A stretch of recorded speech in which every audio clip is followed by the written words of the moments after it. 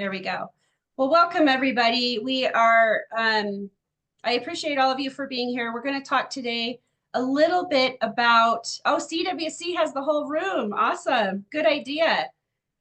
Good to see you guys. We're going to cover quickly the CREG report, which is the revenue forecast for the state. And then we'll get into some elections. And then what I didn't forecast on or advertise on the notice, I want to talk just briefly about the revenue committee, which is coming up next week. So why don't we go ahead and start with the revenue update. What I will do is share my screen and I can share this slide deck afterwards, if that's okay with everybody. I like it better when we can see everyone on the screen, but for purposes of having a conversation about the revenues, it's easier if we do it this way. So for those of you who know a little bit about the forecast, the consensus revenue estimating group is such a neat group. I'm an economist, so I have a little bit of a weird affinity for the CREG group. Had the opportunity once to be a part of it, but the whole job wasn't a good fit for me. And so I decided not to stay there at the state. But there's so much work that these guys do to put together these revenue forecasts, working with, of course, industry and experts really across the board. And then also what's unique about Wyoming is we have to consider how our commodities are trading, not necessarily how they're trading across the country, right? So we look at certain markets for price of oil, price of natural gas, things like that. So I love the CREG group, and the October CREG is kind of one of those, like, there's jingle bells in the background when it comes along, that it's a really big time of year. It sets us all up for what's next, maybe where there's opportunities for the coming legislative session, and also where we might really need to dig in and look at, several years ago, cuts, and where we had shortfalls and challenges in our revenue system. So the October CREG, and self-admittedly, they will say they are usually on the conservative side, but that is the value of having this sort of exercise in the October timeframe. They also then update it right before the legislative session in January. And so that's just kind of a, let's true up some of the areas. Let's make sure that we have a little bit more of a focused forecast as we head into the legislative session. And so the bottom line for this forecast was positive. We had $122 million above the forecast, and that there are several reasons for that. I'll get into that in a minute, but what that means, and the most important number of the day, as Don Richards calls it, is this number at the bottom, $173.5 million. When the legislative session ended, there was $105 million on the table.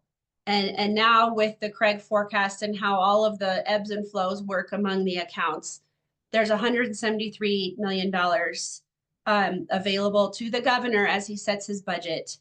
And then whatever is or isn't used in that budget and agreed upon by the legislators, they have the ability to have input into how else those dollars could be utilized. So that's positive. Several years ago, it was not the case. The overall impacts of why we have that number, before I get into that, I want to be very clear, and the CREG group has been clear on this for several years, is they do not forecast capital gains. And there's been a push and a big discussion in the legislative space over the years on whether or not that should be included, because for some years, that's given us a couple $100 million. But it's just something that the CREG group feels very serious about, that is not their job, is to incorporate those sorts of revenues. So when we have a boon in terms of how the markets are performing and whatnot, those capital gains or losses are another factor that may not be included in the CREG report. So I just want to make that clear. But here's some of the factors that impacted this positive report right now. The fiscal year actual revenues were higher than expected, mostly due to natural gas and oil production. Even though we had lower coal production, the prices for both natural gas and oil also were a factor. So coal is kind of like the base resource. It's pretty steady Eddy right here, and then oil and gas can go like this, right? But when coal is lower overall, whether it's for price or production, we can make up for it when the natural gas and oil does this. The lower sales and use tax growth was a factor. It could have been higher. And over the last several years, especially in that industrial space, it has been higher. So that's been a little bit lower. We've had a little bit lower in yield through our interest and dividends, and a little bit lower in the non-mineral assessed valuations. But the themes that the CREG group has for several years now have included, and if you, I'm looking around to see where my report is. I'm not sure where I put it. If any of you have an interest in reading this report, it's a wealth of knowledge. There's so many pages of analysis, lots of graphs, things like that. But I think the CREG group over the last several years has done a really good job of talking about kind of the why around our revenue structure, why it behaves like it does, how our tax system implicates or has implications on whether or not some revenue streams can increase or decrease, things like that. But they talked about a lot, of course, the fact that our revenue streams are volatile. They are still volatile, even though that is changing a little bit on some of the non-mineral spaces. The impact from the federal funds, especially from that COVID space and ARPA dollars, that is still being significantly felt in our big picture. It'll be a few years until those impacts are not felt. And then what happens when those dollars go away, and this happened a lot last year, is we have to go back and supplant those budgets. So some people were saying that there was a lot of spending happening when in fact we were actually having to go back in and get particularly the Department of Health back up to the levels where it was because we were able to supplant federal funds. So that's a tricky space to be in. We accept the dollars, but then when they go away, there are consequences. The primary revenue streams recorded near-term lows in fiscal year 2016. And that's pre-COVID, obviously, but we still feel impacts from how that can look over the next few years. I put this quote up here because I thought it was a really interesting quote, and it's just talking about the fact that our historical reliance on minerals, it's what we all know, right? We all know we live in this mineral state, but while that reliance continues into the future, a slow decline in that is forecasted from the minerals over time, especially within the general fund and then the budget reserve account. And I like to think of the general fund and the budget reserve account kind of as like my checking and savings accounts. Those are the two main accounts that the dollars can flow that are separate from all the buckets of savings and things like that.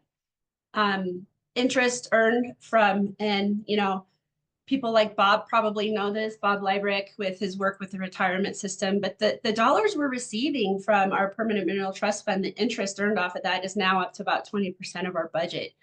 Didn't used to be the case. Our treasurers over the last several decades have worked so hard to increase opportunities for investment and, how we look at those sorts of funds. The legislature has offered their ideas on better ways we can yield more revenue off of those funds, knowing that that's why exactly we put them away, was to utilize them for the future. So it's worked. The goal to get that permanent mineral trust fund up to where it is now, we're recognizing the gains from that in the interest earned, and it's becoming a significant pie in our budget resources. So that's a good story to tell. I mentioned this earlier, oil and natural gas and coal. Production increases for both oil and natural gas are really what saved the day. Because the considerably lower production and forecast for coal is something where they felt like it needed to stay in that lower production space.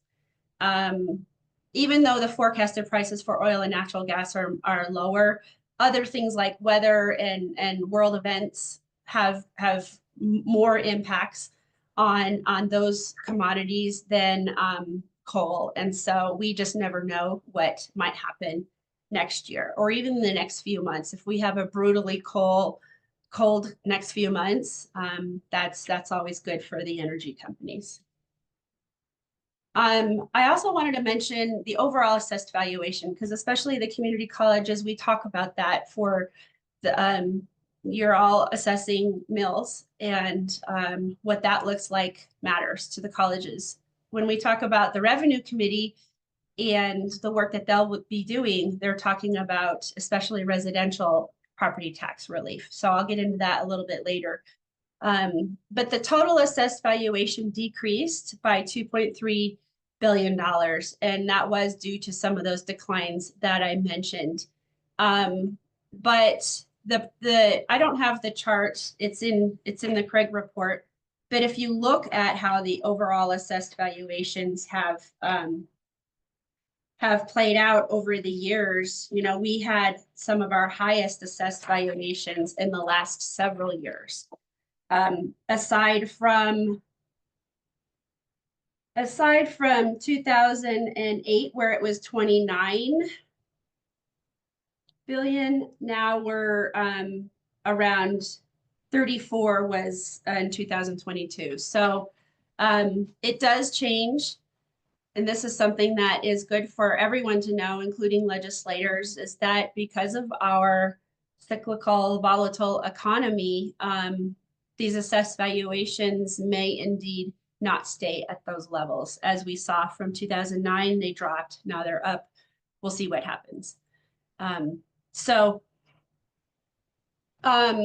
What the CREG report also mentioned, and this is why I'm kind of talking about the revenue committee in conjunction with the CREG, is that there's a lot of efforts right now to try and bring property tax relief to the citizens, especially the residential taxpayers.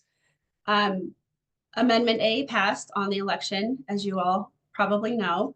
And what that does, our property tax system is built in tiers, and residential is included with commercial property and ag property, and then there's an industrial category, and then there's the minerals category.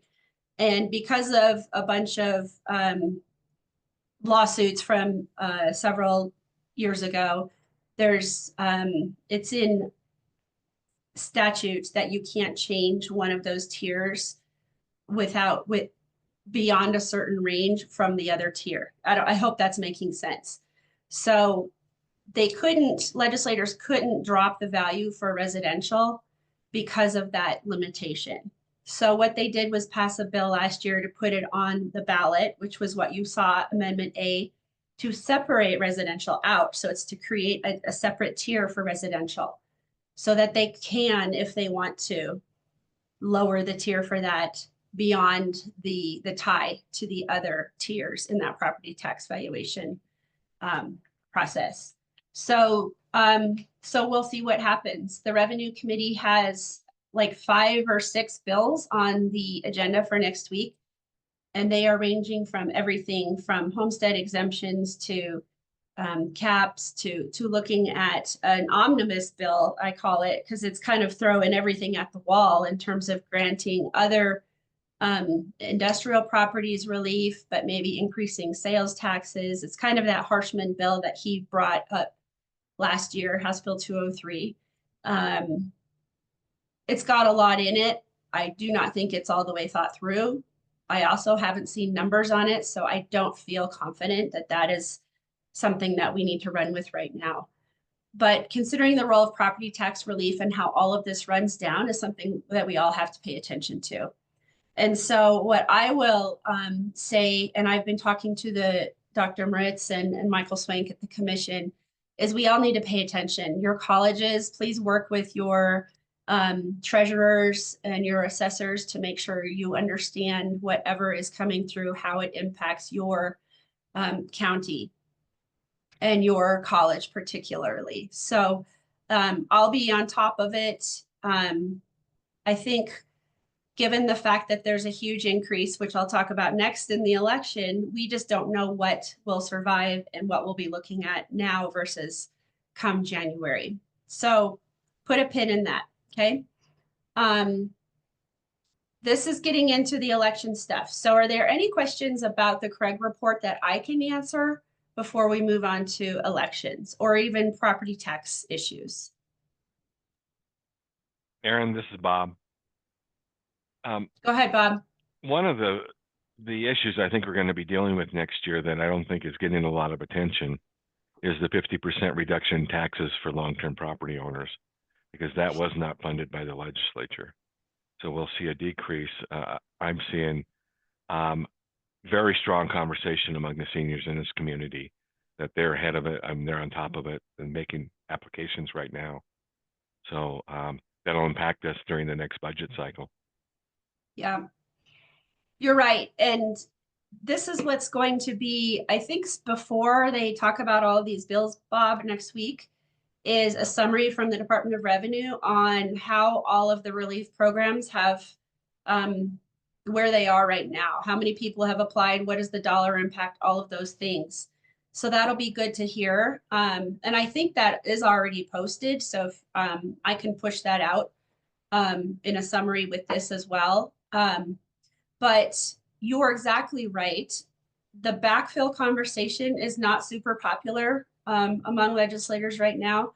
And if there isn't a backfill, there are direct consequences for those entities that utilize those dollars.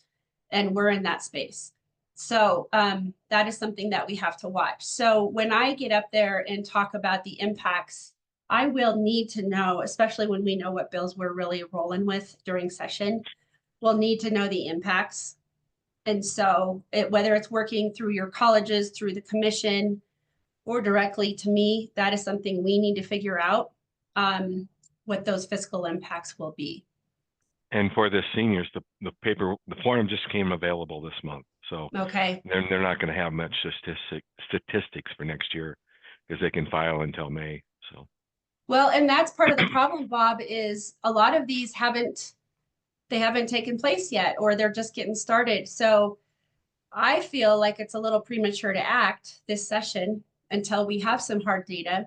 But I feel like politically, and a lot of people ran their campaigns on this issue, they will feel compelled to act before we have the data. So that's tricky, right? Yeah. Are there any other questions? Okay, should we talk about elections? Good stuff. I'll go back to the share screen. And before I talk about, these are, you know, our federal and legislative elections.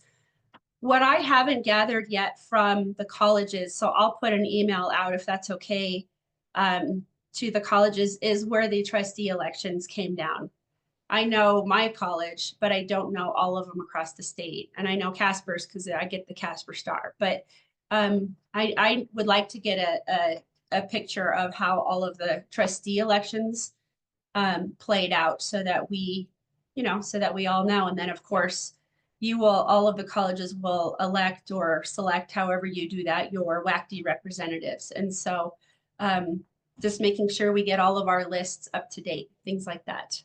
And as I mentioned that, and I know some of people here who are on the Zoom are very interested, WACCT is in the process of producing a new trustee resource.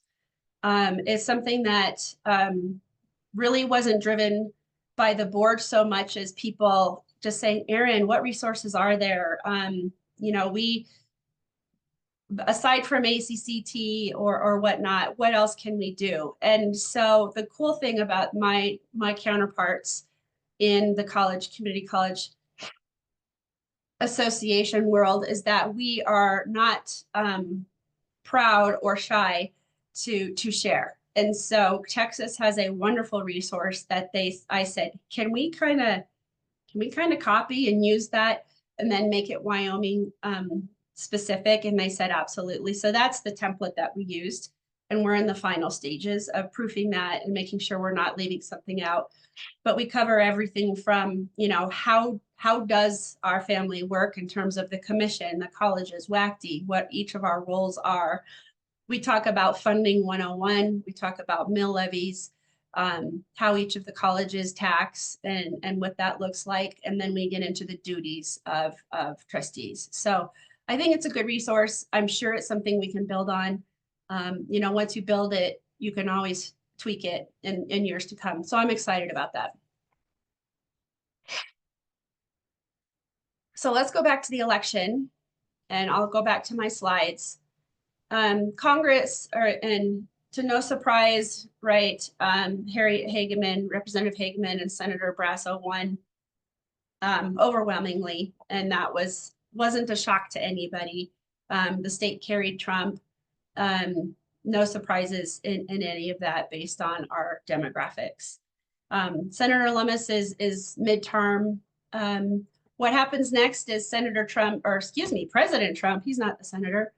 President Trump now, as you know, has to fill 4,000 some positions in the administration.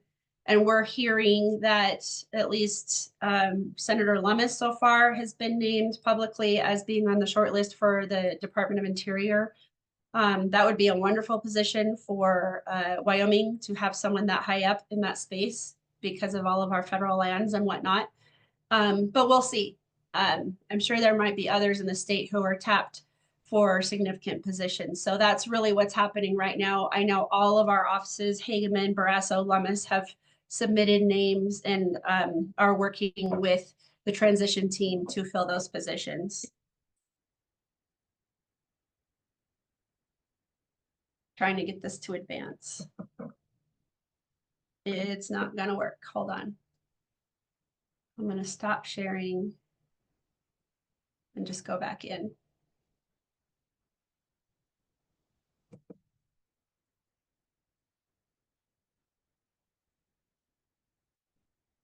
Okay, we're having a little technical glitch here, so bear with me.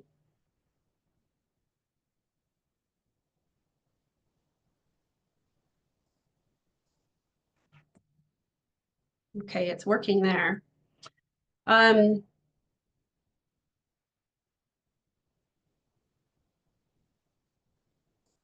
Sorry, everybody.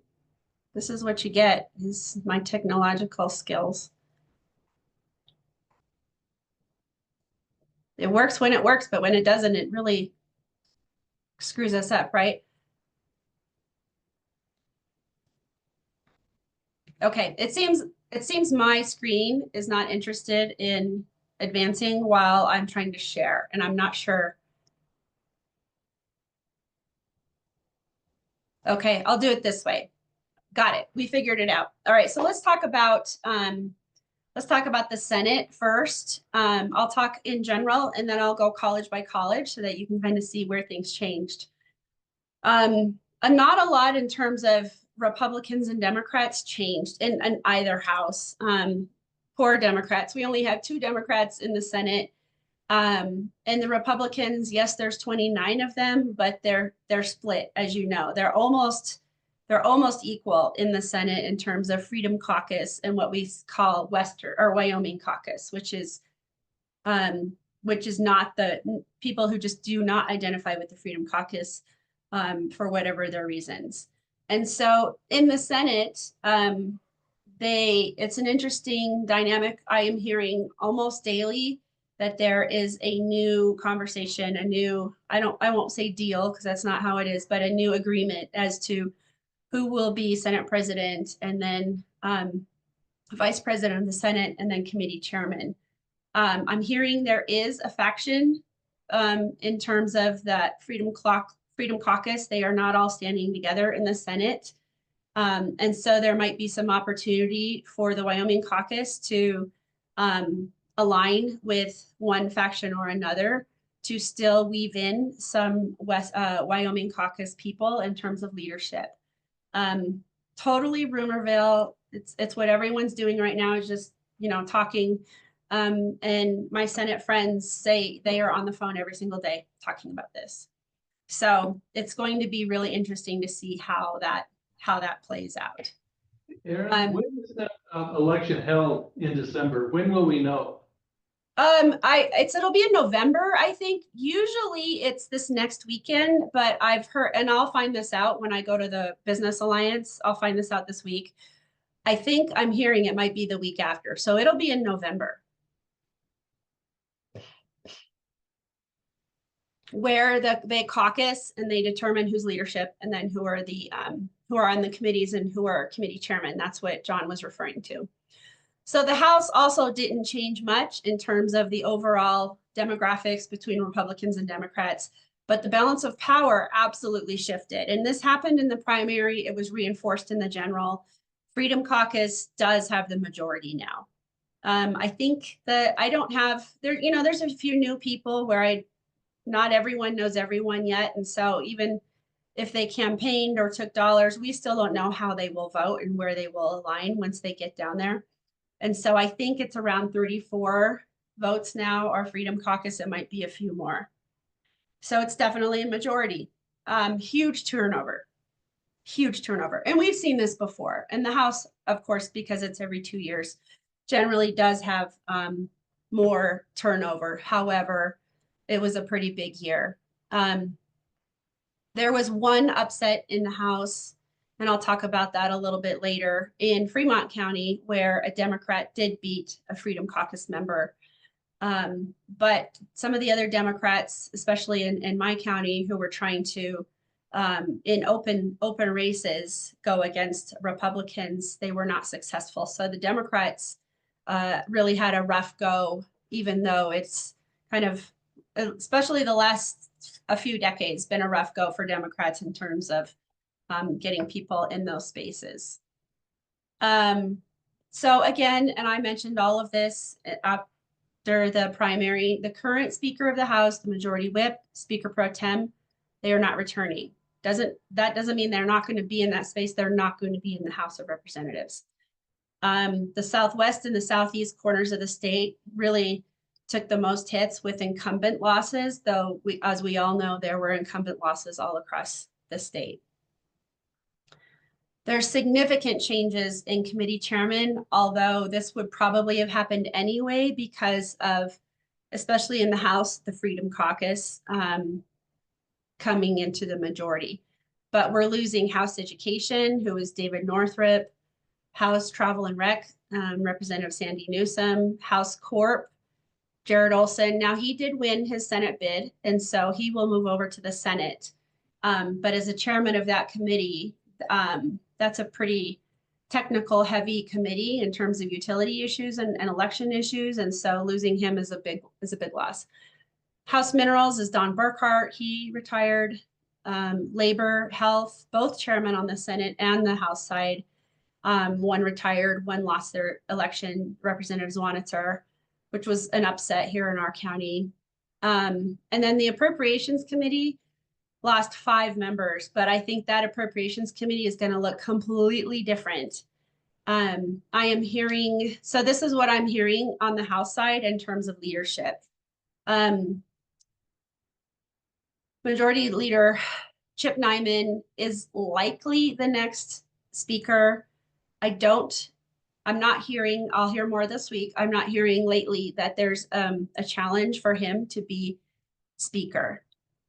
The most likely challenge, as I was expecting, was from John Bear from Gillette, as really the more outspoken leader of the Freedom Caucus and founding member, as he says. But I think his interest is in the Appropriations Committee, and he was at Appropriations last week taking notes, as was Representative Pendergraft from Sheridan, as was Gary Brown, who just won here in Cheyenne. And so sometimes those are signals for the rest of us that that's where they might be thinking of who will come onto that committee. So leadership is one thing. The committee that, because of my econ nerdy and budget background, I'm more concerned about appropriations and what that committee looks like. And as you know, the appropriations committee is so, so important to the colleges as well. So we'll be keeping an eye on that and really trying to develop relationships if there are relationships that aren't there already with those committee members. So that's the work that happens between now and the start of the session in January is, okay, this is the hand that we're dealt. This is where everyone is. Now, how do we figure out how we're going to communicate with those people who are in those positions? And that happens every year. Doesn't matter if it's, you know, this year or not. It happens every year that committee chairman change.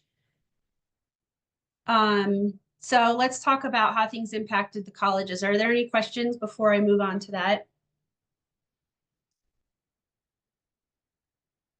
Okay, and this is just how I did it in the primary.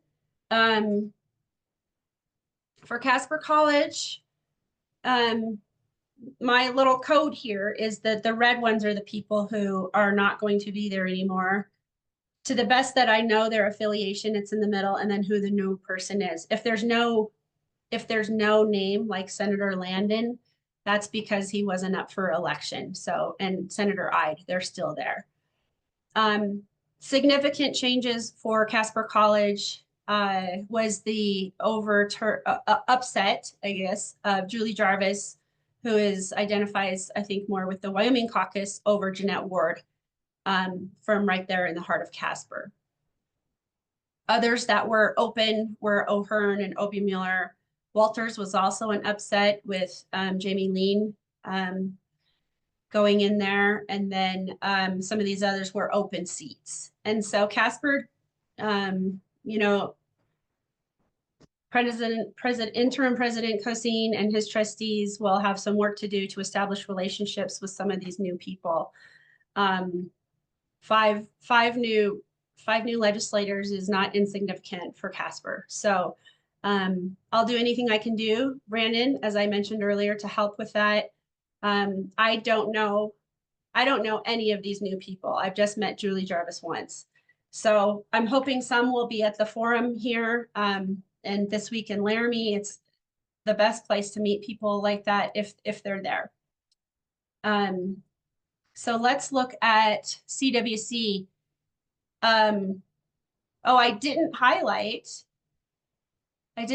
Penn in red. So I'm going to do that right now because Penn was an upset, as I mentioned earlier. Ivan Posey, who actually does work at Central Wyoming College and a member of the reservation and a Democrat, was successful in gaining more votes than Sarah Penn, who is a member of the Freedom Caucus. So that was kind of the most talked about race. Not only a defeat for the Freedom Caucus, but a win for the Democrats. So it was kind of fun to see that.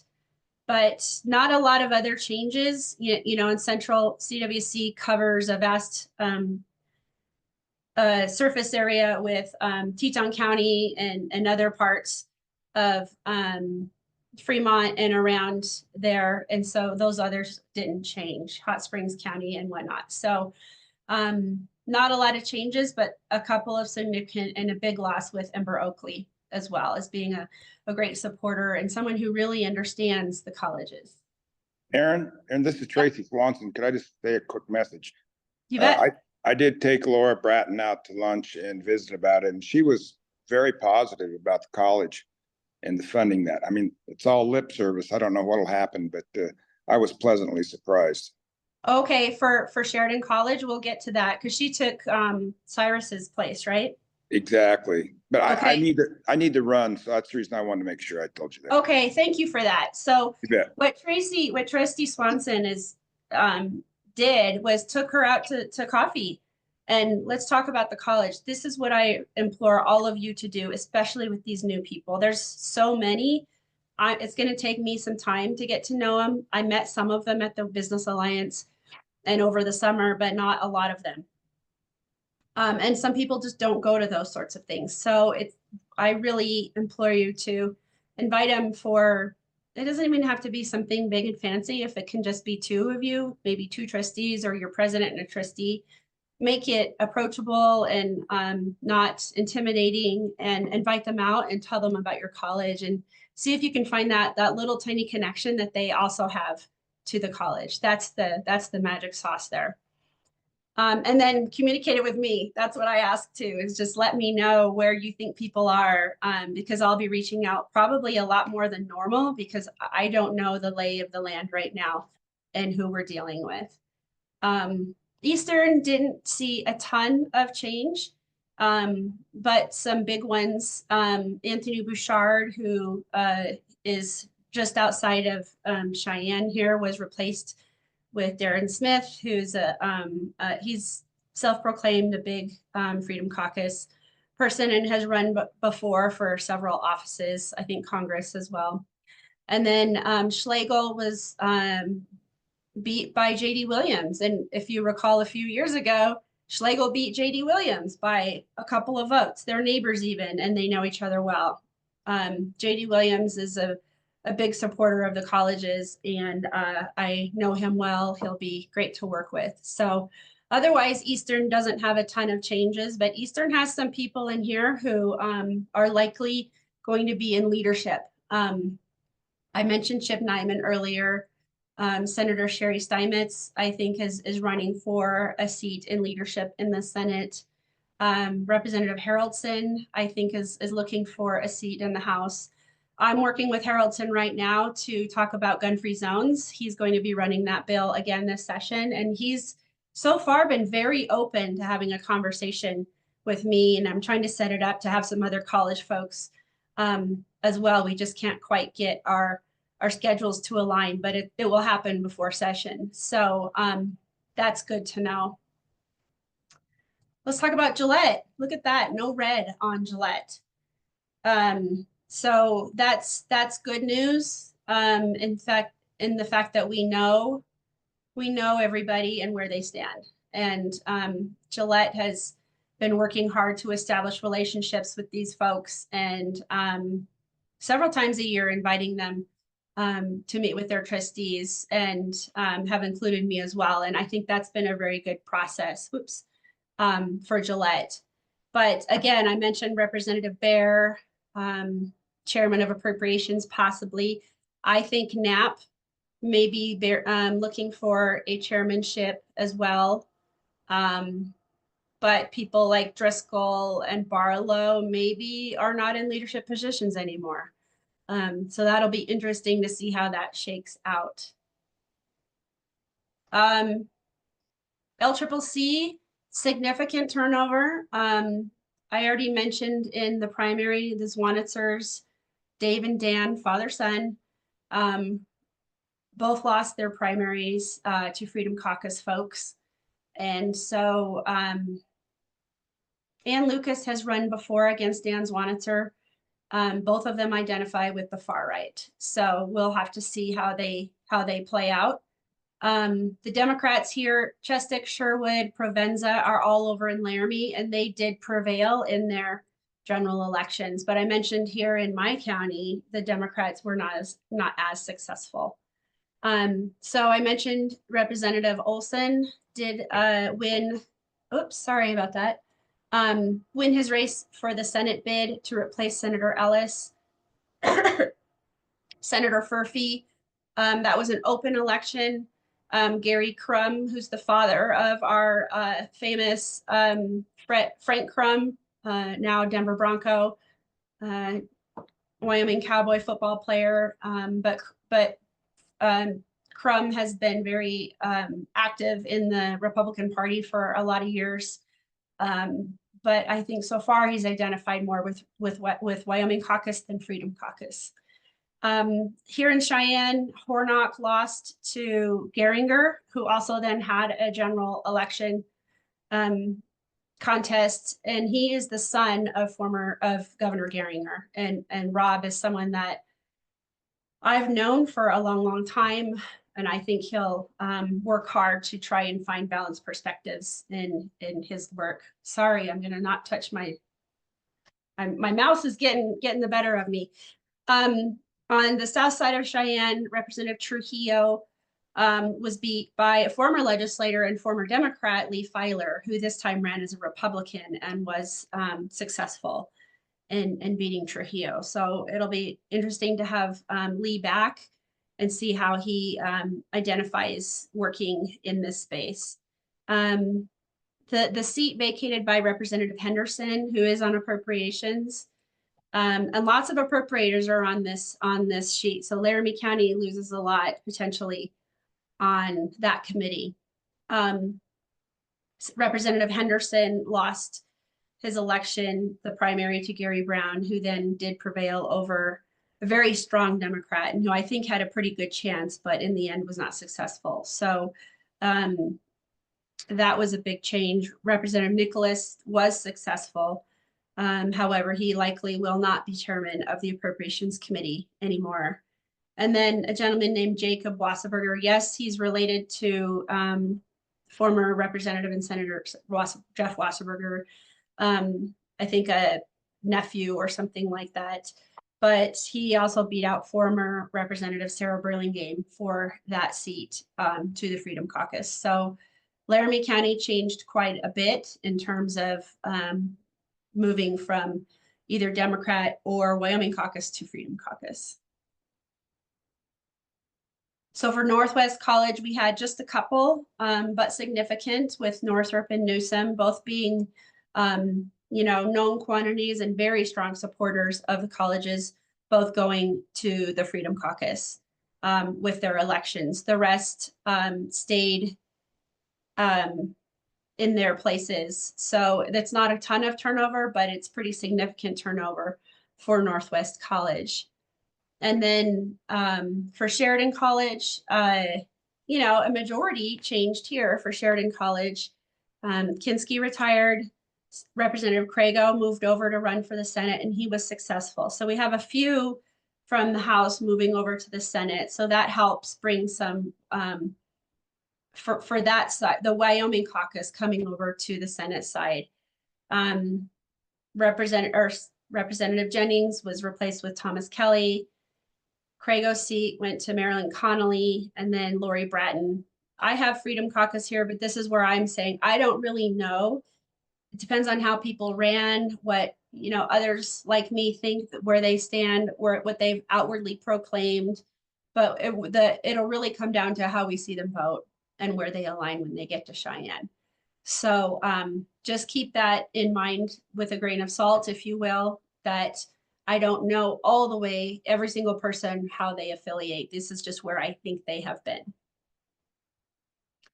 And then finally, let's look at Western. Western had some, again, the southwest corner and the southeast corner took some pretty significant turnover. So we already mentioned, oh shoot, Stith, that is not correct. I am sorry. I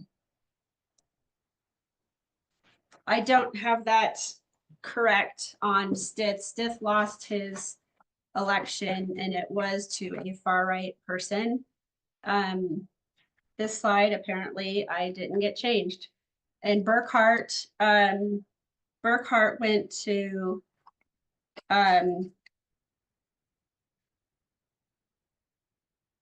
Pam Thayer, who's an economic development person in Rollins, and I think she'll be a great supporter of the college.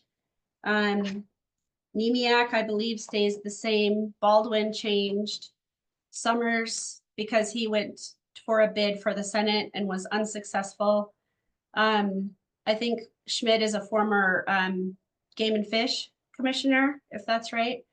And then the person that Summers was running against with Baldwin is Laura Talaferro Pearson. So she beat Albert Summers for that Senate seat. So some significant changes. Losing John Conrad down there to Joe Webb was a significant loss. Ryan Berger lost his election to Bob Wharf, who has been in the House before. He was the former Gun Owners of America lobbyist. However, even though he pushes and will probably be a sponsor on the gun-free zones bill, he is a strong supporter of the colleges in other ways. And so Western, I encourage you to really, establish that relationship with Representative Worf. But there's a lot of changes happening here. And I'm sorry on the Stith race, I'll have to look at that a little bit because I don't have it right in front of me. So, but I believe that one went Freedom Caucus as well. Hey, Aaron, can I ask a real quick question? Yep. So Yep. you said Bob Worf is the former ED or something of Gun Owners of America? Mm-hmm. Okay, so that's really interesting because I'm in House District 38 where Tom Walters was unseated. And I believe it's because all of these mailers came in from the Gun Owners of America talking about Tom Walters and how he voted against all this really good gun legislation and all of that. So that's interesting if that's the tie to all of that. And so Jamie Lean won over Tom. Yeah, that is a dynamic, President Cosine, that I think saw more strongly in this election than any other in Wyoming is these mailers that were coming in from groups like that. I am in the district of Tara Nethercott, Senator Nethercott, and Representative Dave Zwanitor, both incumbents. Now Tara's opponent dropped out, so we had mailers almost every other day, just taking them down basically, and saying mistruths, things that were exaggerated or stretched in terms of what really happened, or saying they took votes on things they actually didn't take votes on. And those weren't coming from their opponents. They were coming from these out of state or groups like gun owners or other organizations. That is a dynamic that we haven't seen as much in Wyoming, which I think was really hard for a lot of people to deal with, because how do you counter all of this out of state money, or we don't know where it's coming from money. Some of them didn't even put, paid by so-and-so on the flyers. So tricky and hard and kind of tough lessons for how elections look these days. The last slide is just what's next, and I can even stop sharing, because what's next is for all of us to dive in and to have the meetings, engage, to build the relationships. WACCT will have our talking points. We've been in the WACCT board talking about what is our platform right now. We are not going in asking. We've done that for the last several years strongly, and we've gotten almost all of it, right? With dollars, with Wyoming's Tomorrow, with Wyoming Works, all of these things that we've been pushing for. We are not going in asking for things like that this year. And I think it's wise given these huge and significant changes, especially in that appropriations committee. So we're telling the good story. Please talk about the value of your college, the impact that you have on students, your partnerships with industry. That's what we're talking about. And I have something in the works that's putting together some of that. But the real stories are you, college by college, telling those stories, right? And as you head into whatever's next with trustee transitions too, however your college likes to meet with people, I do not dictate that. We'll never dictate that because you have those relationships. But how you want to include me, I'm happy to be a part of it. Some colleges have a breakfast. Like I mentioned, Gillette. Gillette has a breakfast with their legislators, and it's open, right? Because they invite the press if they need to be there or want to be there. And they have a pretty decent turnout from their legislative contingent. Sometimes it's tied in with the chamber, the big chamber breakfast thing that happens, and then they arrange separate meetings. Some colleges work with me and we plan out strategically how we should meet, and we can do it virtual too, with these new people, just to introduce them to the president and a trustee, and then talk about the issues that we're concerned with. And gun-free zones will be one we will all talk about. So I'll mention quickly that President Tyndall, who's the president of the presidents, has been working to put together kind of a tally, if you will, of the resources that all of the colleges have in terms of what the colleges have for safety and security, resource officers, locking doors, cameras, all of those sorts of things. And then if we have an opportunity to have a conversation with the drafters of the bill, which is where I'm trying to get ahead of rather than reactive, can we have an impact on, yes, remove them, except for, you know, these 1 or 2 spaces that are really important? Or what sorts of rules do we put in there for registering your weapons or something like that? Knowing that the colleges are all over the place on their ability to provide the security on the other end. So what I ask is just keep in contact with me or through your president, through your WACCT representatives, the meetings that you have, and I am happy to drive all over the state in the next few months, weather permitting, or do it via Zoom to be a part of those conversations as well. So that's what I have for everybody today. I think we've still got some time to have some questions, and I'm happy to take those questions. Aaron, I sent you the names on the 2 Stith who lost to Darren McCann. Perfect, thank you. And then Nemick lost to Marlene Brady just by, I think, like 25 votes. It was 25 votes, right? Yeah. And those are big losses. That Southwest contingent has been very strong, even as freshmen, a lot of them. And so that's kind of breaking up that band a little bit. So that's going to be a tough loss for Southwest Wyoming, and we'll have to figure out how they work together moving forward. Thank you for that, Reggie. I somehow missed that slide, so I'm sorry. It's okay. I think Marlene Brady, if a couple of us can go visit with her, just kind of educate her, I think we can keep her as a advocate of the colleges. She's just going to be new and learning. Mm-hmm. She can kind of be a force a little bit. And But that's okay, right? That's okay. yeah, sometimes you just need a little push and have a little contention for people to understand each other's side. So, but the Darren McCann, I don't know him. Western, we'll get our act together, maybe have you come up and help visit with them. And I think your president is coming to Laramie right now. He is. So I'll try and connect with him. Yes. And talk about a plan. So if I need help with that, Reggie, I'll let you know. Okay, sounds good. Yeah. Any other questions? Any other things to share? We've got some time here. Aaron, what are you hearing about the budget and the governor's recommendations on the budget? We're in a tricky space right now because I think it's pretty much written. It'll be released. In fact, I think Friday is the plan, or Thursday. So I think the governor is going to be very conservative. I'm hearing he has told agencies that unless it is a the sky is falling emergency, it's going to be denied.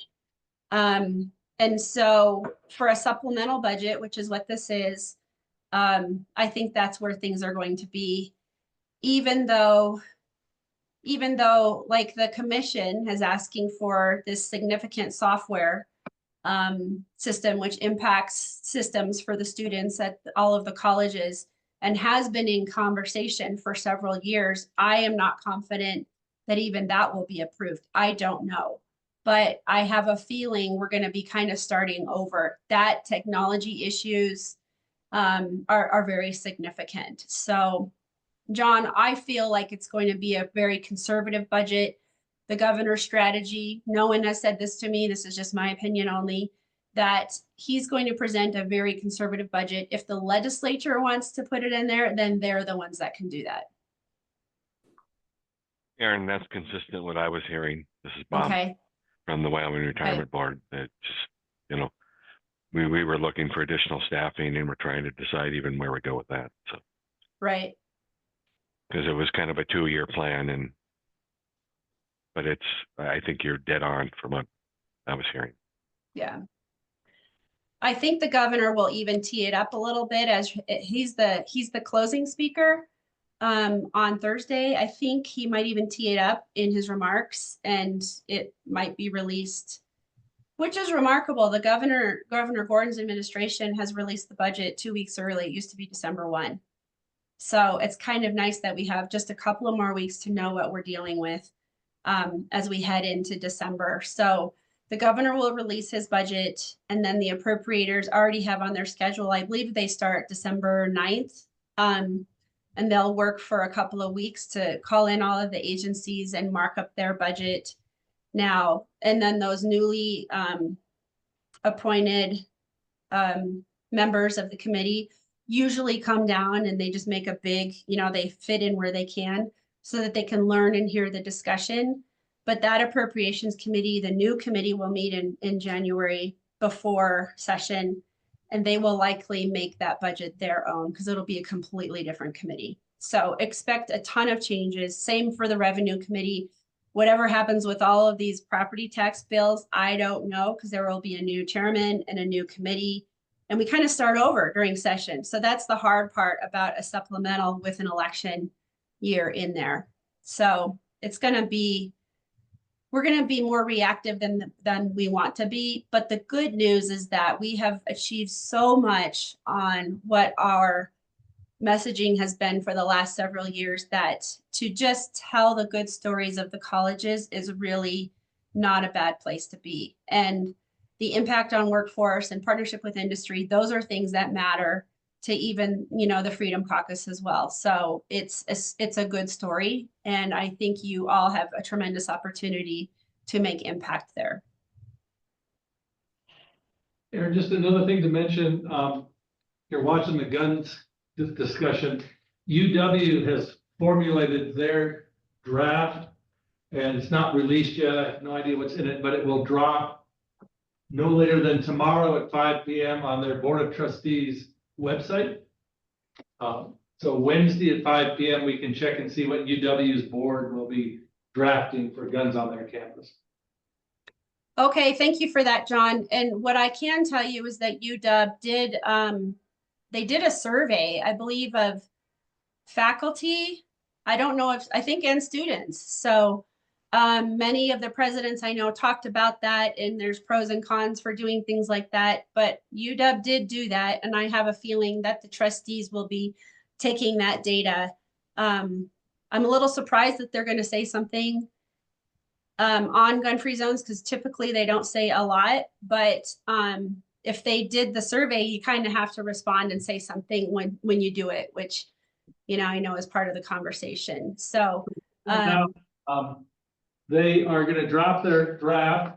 And they say the board is going to consider the draft at their November 20th trustees meeting. So they're going to adopt it or not, they've said. And prior to the November 20th meeting, they're having a virtual forum to discuss the contents of the draft. And then they're having an in-person forum on their campus in Laramie as well. Okay, interesting.